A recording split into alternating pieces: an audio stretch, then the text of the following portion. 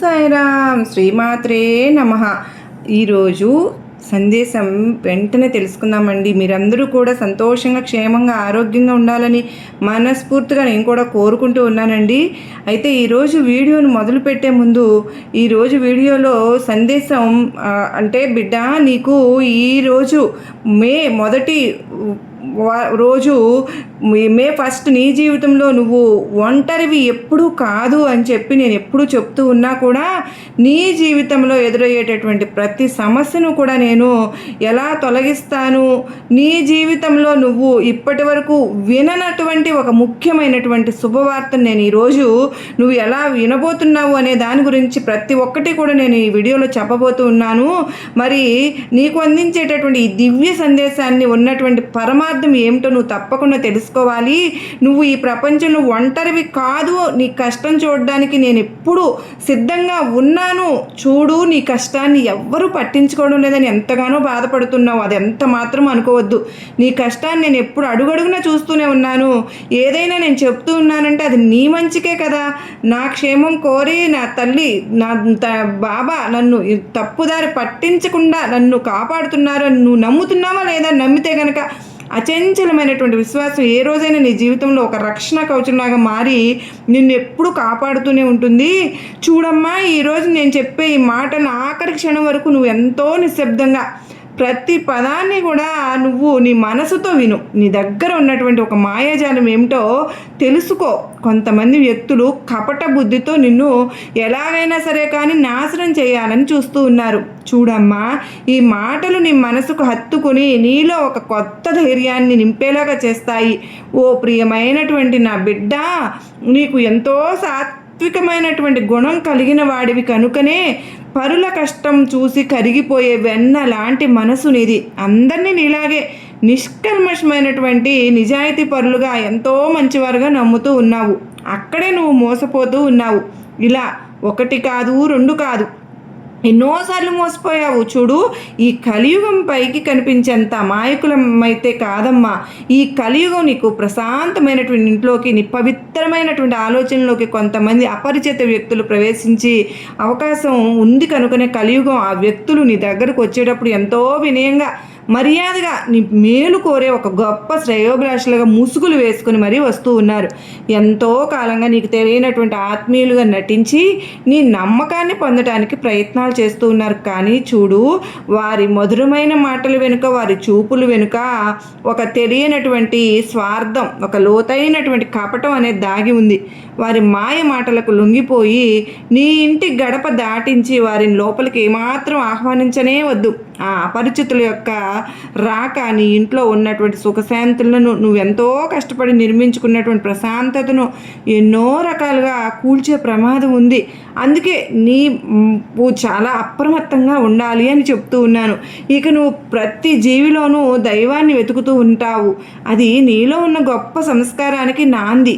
కానీ ఆ దైవత్వపు ముసుగు వేసుకుని కొంతమంది ఆ మాయవుల పట్ల నువ్వు జాగ్రత్తగా ఉండాలి. ఆధ్యాత్మికతలో ఎన్నో రకాలుగా, అంటే మంచివారు చెడ్డవారు కూడా ఉంటారు. అయితే ఏ వ్యక్తులనైనా నువ్వు గౌరవం ఇవ్వచ్చునేమో, కానీ నీ మనసులో ఉన్న లోతుల్లోకి, నీ ఇంట్లోని రహస్యాలకు వారికి అసలు ఏమాత్రము చోటు అనేది ఇవ్వనే వద్దు. నేను హెచ్చరిస్తున్నాను అంటే అది నిన్ను భయపెట్టడానికి కాదు. నీ ఇల్లు ఒక సురక్షితమైనటువంటి దేవాలయంలాగా నిరంతరం వెలుగుతూ ఉండాలనే నేను కూడా కోరుకుంటూ ఉన్నాను. కనుకనే నా మాటలు విను. ఆకర్షణీయమైన మాటలకు మురిసిపోయి నీ వ్యక్తిగత రహస్యాలను నువ్వు ఆ రహస్యాన్ని ఎవరికీ చెప్పవద్దు. నువ్వు ఇచ్చే ఒక చిన్న అవకాశమే, ఆ ఒక్క చిన్న చొరవే నీ జీవితాన్ని పెద్ద పెద్ద ఇబ్బందుల్లోకి నెట్టివేస్తుంది.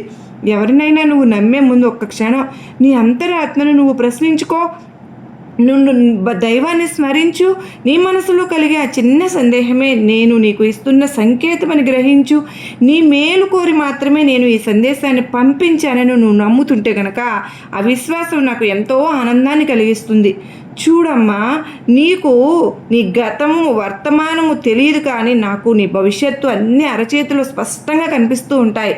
ఆ అపరిచితులు నీకు ఏదో పెద్ద సహాయం చేస్తూ ఉన్నట్లుగా నటించి నీ కష్టాలన్నీ తీర్చే దైవ సమానులుగా భ్రమింపజేసి మెల్లగా నీ జీవితంలోకి చొరబడుతున్నారు.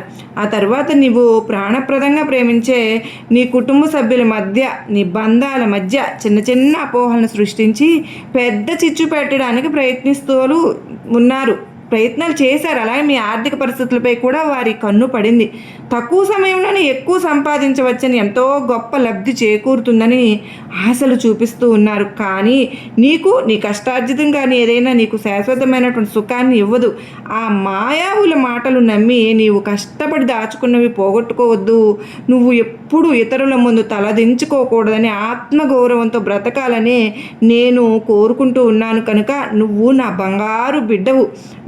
నీవు పడే ప్రతి ఆవేదన నాకు తెలుసు. నువ్వు నా కళ్ళ ముందు, నా ముందు కారుస్తున్న కన్నీటిని నా హృదయాన్ని, పాదాలను తాకుతున్నాయమ్మా. ఆపదలను నువ్వు ఎట్టి పరిస్థితుల్లోనూ తగలకూడదు. అప్రమత్తం అవ్వాలనే అపరిచితులు నీకు తెలిసిన వారి ద్వారా కావచ్చు, ఏదో ధర్మకార్యాలకు సంబంధించి సహాయం అడగడానికి రావచ్చు. కానీ వారి అంతరార్థం నువ్వు అనుకున్నంత మంచిదైతే కాదు.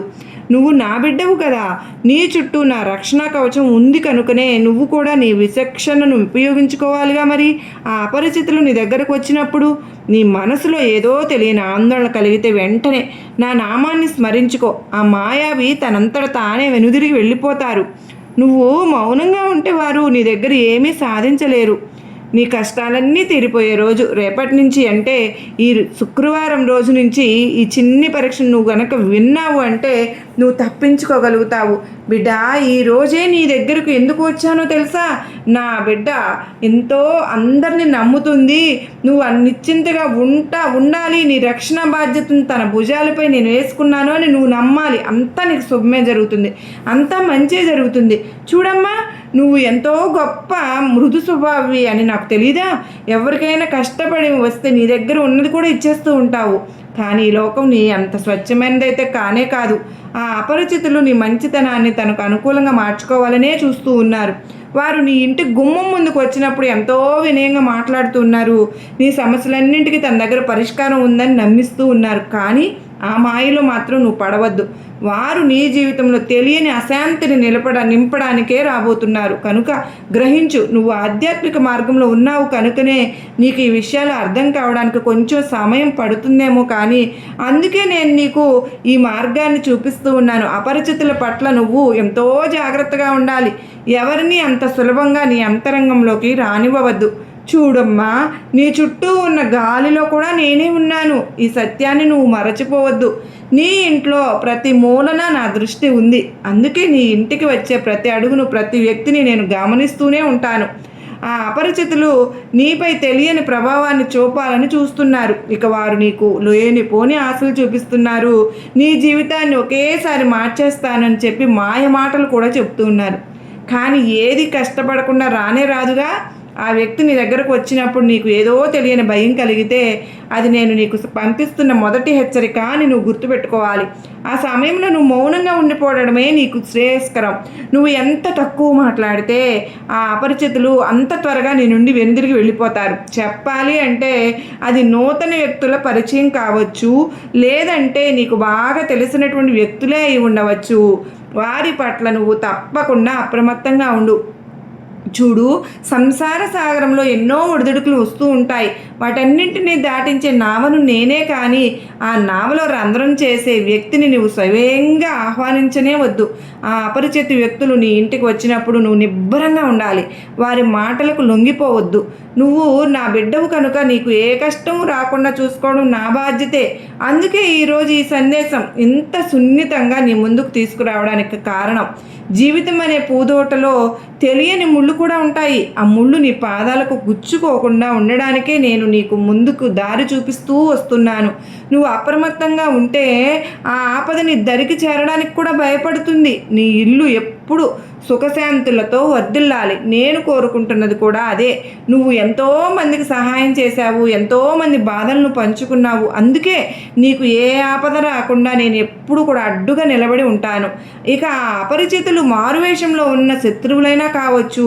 నీ అమాయకత్వాన్ని ఆసరాగా చేసుకోకుండా నువ్వు జాగ్రత్తగా ఉండాలి. అంటే నువ్వు కళ్ళు తెరిచి ఉంచు. లోకాన్ని అర్థం చేసుకోవడం కూడా ఆధ్యాత్మికంలో ఒక భాగమే అని తెలుసుకో.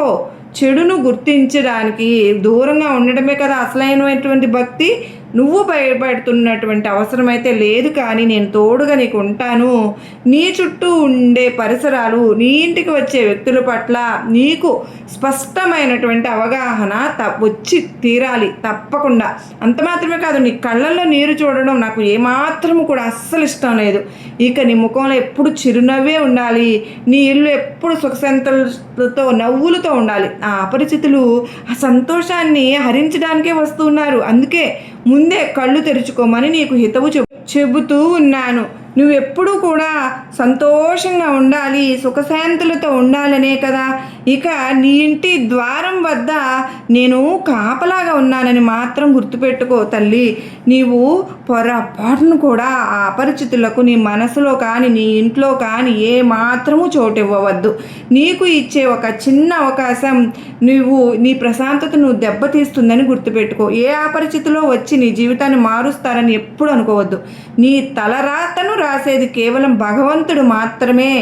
ఆపద పొంచి ఉంది అని నేను నీకు కొంచెం సహాయం చేస్తానని ఇలా చెబుతున్నానని అర్థం చేసుకో. నీ జీవితానికి సంబంధించిన చాలా ముఖ్యమైన విషయం కనుకనే ఒకవేళ నువ్వు అశ్రద్ధ వహిస్తే నీవు కూడా ఇబ్బందులు పాలవ్వక తప్పదు. అప్పుడు బాధపడినా సరే లాభం ఉండదు. నేను నీకు ఇచ్చేటటువంటి హెచ్చరికగా నువ్వు భావించు, జాగ్రత్త పడు. ఆ ప్రమాదం నీ నీడను కూడా తాకదనుకో, కానీ ఆ అపరిచితులు నీ దరిదాపుల్లో కూడా రానివ్వకుండా నువ్వు జాగ్రత్త తీసుకుంటున్నావు కనుకనే జాగ్రత్తగా ఉండమని నాపై ఉంచినటువంటి నమ్మకం, విశ్వాసం ఎన్నో రకాలుగా నిన్ను రక్షిస్తూనే ఉంటుంది. నిశ్చింతగా ఉండు, భయపడవద్దు. నీకు నా రక్షణ బాధ్యతను తన భుజాలపై నేను వేసుకున్నానని గుర్తుపెట్టుకో. భవిష్యత్తులో నీ ప్రార్థనలు నిన్ను ఆ గండం నుంచి సునాయాసంగా గట్టెక్కిస్తాయి. నువ్వు ఎంతో సున్నితమైనటువంటి మనస్కురాలివి నాకు తెలుసు. అందుకే ఈ మాటలను నీకు తెలియపరుస్తూ ముందు జాగ్రత్త చర్యగా ఇవన్నీ చెప్పడం జరుగుతూ ఉంది. నీకెప్పుడు కూడా మాటలను ఆ తెలియని వ్యక్తులకు నీ దగ్గరకు వచ్చినప్పుడు చాలా తెలివిగా నువ్వు మాట్లాడాలి. నీకు లేనిపోని కష్టాలు ఉన్నాయని వాటిని తాను తొలగిస్తానని వారు చెప్తారు, కానీ నీ కష్టాలను తీర్చే శక్తి కేవలం నాకే ఉందని నువ్వు తెలుసుకో. వాళ్ళు మాయావులని గుర్తుంచు. నువ్వు ఎప్పుడూ కూడా నీ ఇల్లే నీ దేవాలయం అని చెప్పి భావించాలి. ఆ దేవాలయంలోకి అపవిత్రమైనటువంటి ఆలోచనలు ఉన్న వ్యక్తులను అసలు రానివ్వనే వద్దు. నువ్వు నా మాట వింటే నీకంతా శుభమే జరుగుతుంది. నీ భవిష్యత్తు ఎంతో ప్రకాశవంతంగా ఉండాలనే నేను నిన్ను దీవిస్తూనే ఉంటున్నాను. చూడమ్మా, నువ్వు చేసే ప్రతి పూజ, నువ్వు చదివే ప్రతి హెచ్చరిక, ప్రతిదీ కూడా నీ చుట్టూ ఒక రక్షణ కవచాన్ని నిర్మిస్తూనే ఉంది. ఆ కవచాన్ని దాటి ఏ అపరిచితులు కూడా నిన్ను ఎప్పుడు ఏమీ చేయలేరు. కానీ నువ్వే స్వయంగా తలుపులు మాత్రం అంటే ఆహ్వానిస్తే తీసి వాళ్ళు ఏం చేస్తారు? నేను మాత్రం ఏం చేయగలను చెప్పు. అందుకే నీకు ఈ సందేశం ద్వారా ముందుగానే హెచ్చరికలు కూడా జారీ చేశాను. ఈ వ్యక్తులతో నువ్వు వచ్చినప్పుడు నువ్వు నిబ్బరంగా ఉండు. వారికి కావలసిన సహాయం ఏదైనా ఉంటే బయట నుంచి చెయ్యి, అంతేగాని నీ వ్యక్తిగత జీవితంలోకి వారిని మాత్రం ఆహ్వానించవద్దు. నీ ప్రశాంతత నీ చేతుల్లోనే ఉంది. చూడు, నీ కష్టాలన్నీ తీరిపోయే సమయం ఆసన్నం కాబోతోంది. నువ్వు ఎన్నాళ్ళుగా ఎదురు చూస్తున్నటువంటి శుభవార్త ఈరోజు నీ తలుపు తట్టబోతోంది. కానీ ఆ సంతోషాన్ని అడ్డుకోవడానికి ఎంతోమంది వ్యక్తులు కాచుకుని మరీ ఉన్నారు. వారు నీ సంతోషాన్ని దెబ్బతీయాలని, నీకు వచ్చే అవకాశాలను ఎలాగైనా సరే దారి మళ్లించాలని ఎన్నో రకాల కుట్రలు పన్నుతున్నారు. కనుక వారి బారి నుండి నువ్వు ఎలాగైనా తప్పించుకోవాలి. రేపు వచ్చేటటువంటి ఏ చిన్న అవకాశాన్ని అయినా నువ్వు విడుచుకోనే వద్దు. వారి దృష్టిని మళ్లించి నిన్ను తప్పుదారి పట్టించాలని చెప్పి వాళ్ళు చూసినా కానీ నువ్వు మాత్రం నాపైన ఉంచిన నమ్మకాన్ని సడలనివ్వవద్దు. నువ్వు చేసే ప్రతి పనిలో కూడా నేను నీకు తోడుగా ఉంటాను. ఆ మాయవుల మాటలకు లోబడకుండా నువ్వు ధైర్యంగా ఉంటే చాలు.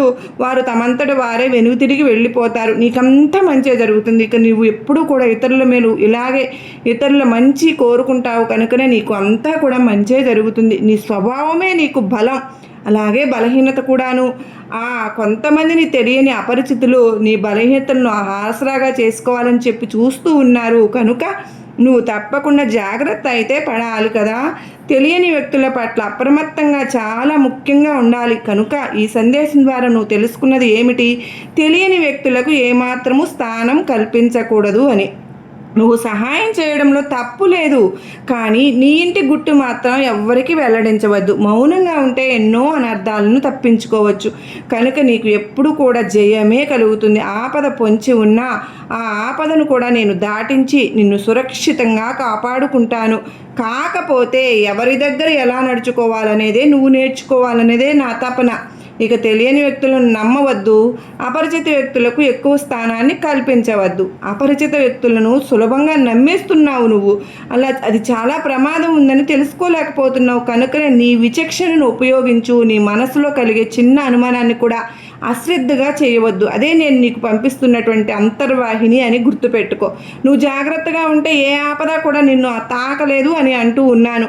నీకు ఈరోజు నా ఆశీర్వాదం ఇస్తున్నాను అని చెప్పి ఎంతో అత్యద్భుతమైనటువంటి గొప్ప అమూల్యమైనటువంటి సందేశం మనకు ఇచ్చారు కదండి. మరొక చక్కని వీడియోలో కలుసుకుందామండి. అంతవరకు అమ్మవారి ఆశీస్సులు, సాయినాథుని ఆశీస్సులు మనందరిపైన ఉండాలని నేను కూడా మనస్ఫూర్తిగా కోరుకుంటూ అందరికీ నమస్కారం అండి. ఓం సాయిరాం. సర్వే జనా సుఖినో భవంతు.